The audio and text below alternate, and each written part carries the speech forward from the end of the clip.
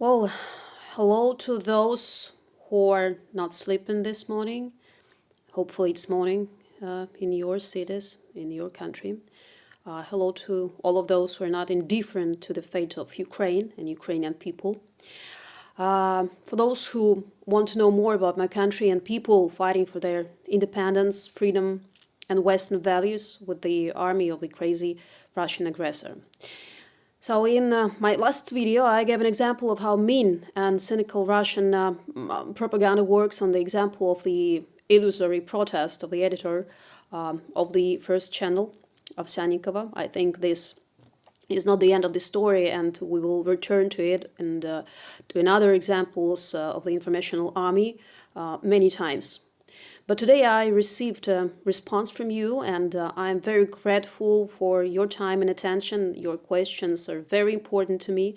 They are all relevant, they are all interesting, and sometimes even surprising. This gives me the confidence that I am doing the right thing, and in peaceful times, hopefully in peaceful times when it comes, I will definitely show you a completely different life in the European country of Ukraine, which the whole world has now learned about. In meantime, I want to talk about how the usual life that we took for granted changed for each of us in one moment, when the windows and walls of the houses of the peaceful cities of Ukraine at 4 a.m. on February 24th trembled from the explosions of rockets and shells, and the down sky turned red. For 22 days now, the life of little Ukrainians has been divided to the morning, when everyone is happy, who woke up alive and can call their relatives in different parts of the country to hear their live voices. This is how the morning begins, usually with the words, well, from today, from this morning, it will be easier for sure, but by 5 o'clock p.m., when the sun is setting, the fear is starting to rise that night is coming, and this is the time when the majority of air raids, of air attacks on the peaceful cities by Russians begin. So they try in this way to psychologically exhaust and intimidate people, and so we live from dawn with the hope that everything is over before sunset, with the hope that there will be another dawn. I'm talking now about those Ukrainians who consciously or forcedly remained in their homes and cities, even under fear of destruction, because I'm one of them too. Actually, my profession is connected with information, and everyone has his own service where he can apply himself in the rear for now. All this is done on volunteer basis for everybody.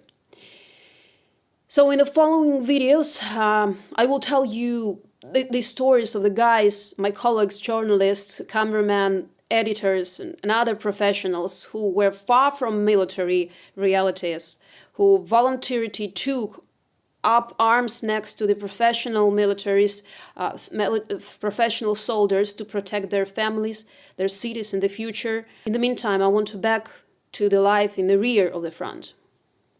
I would like to convey the incredible atmosphere of unity of the absolute majority of the population everywhere here in Ukraine.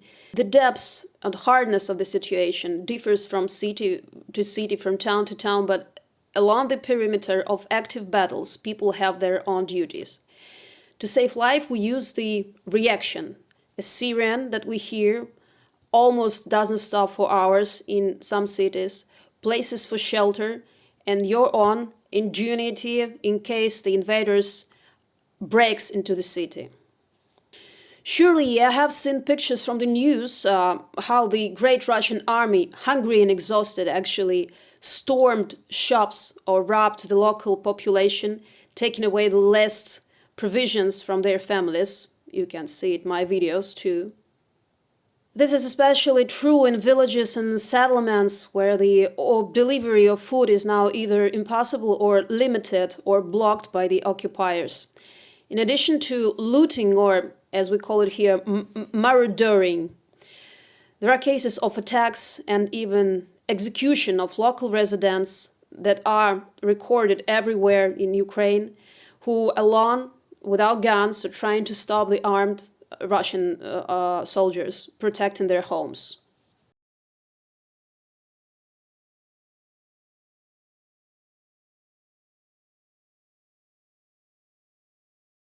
The latest case of genocide is in Chernihiv here today. A line of civilians who were waiting for the bread was shot today.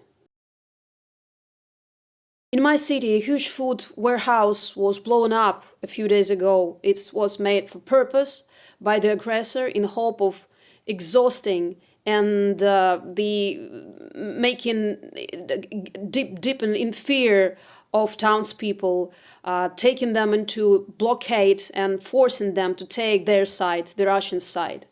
But from this, our people are only get more and more united. Neighbors bring to each other what they have. Who manage to find bread in a nearby kiosks share them. Who have homemade chicken eggs, who have managed to or be lucky enough to get some sausage or milk somewhere, they share it. The situation with food, I repeat, is different from locality to locality, but the close need mutual assistance of the locals doesn't differ. Actually, it's almost more or less the same from city to city. Many women get together, find opportunities for field cooking, and prepare huge quantities of hot meal for the territorial defense soldiers who stand in the cold on duty for days. Actually, now local people donate some money to buy this food. Some bring the last from their houses, what they have, to feed the guys who protect our lives. Of course, as in many group of people from any country, there are variants or monsters. That also happens, but they rather become outcasts in the difficult wartime here in Ukraine. By the way, according to police reports, during the war, cases of ordinary crime, including robberies or others, decrease in some magical way. Everyone sees and stops everything that's seen. Speaking of air raids and saving lives, in addition to bomb shelters and basements, there's metro or subway is used.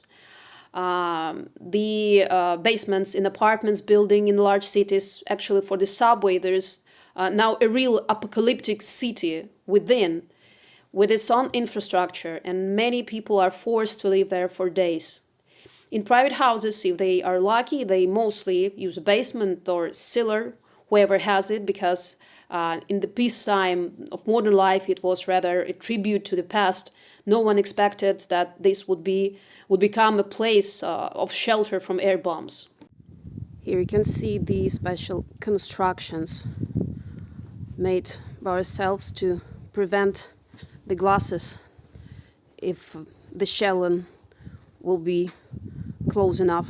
So this is how it looks like. I will show you my shelter, which I go down to with my family when the Syrian rounds sounds around or the shelling intensifies, because you never know at what moment it may arrive into your house.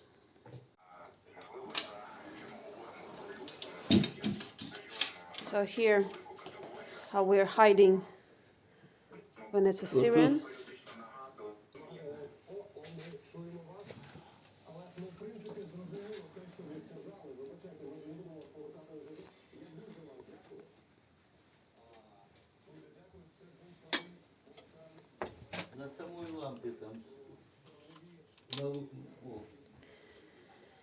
So here's the bomb shell, or the basement, how we call it. Here's the potato,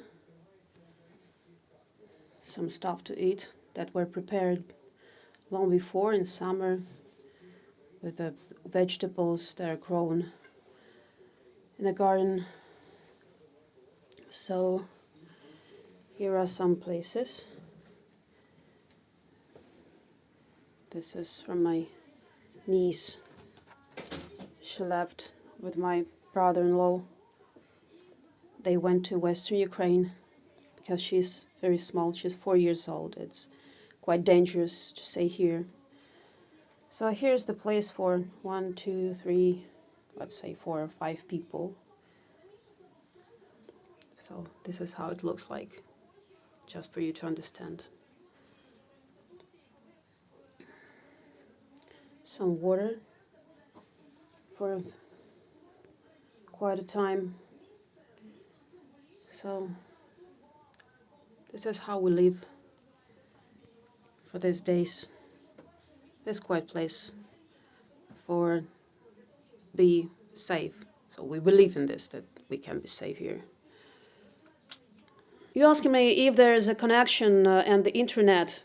So far in those cities where the Russians have not blown up communications, there is communication and electricity, but there are also stocks of candles and dry food in case of blockade.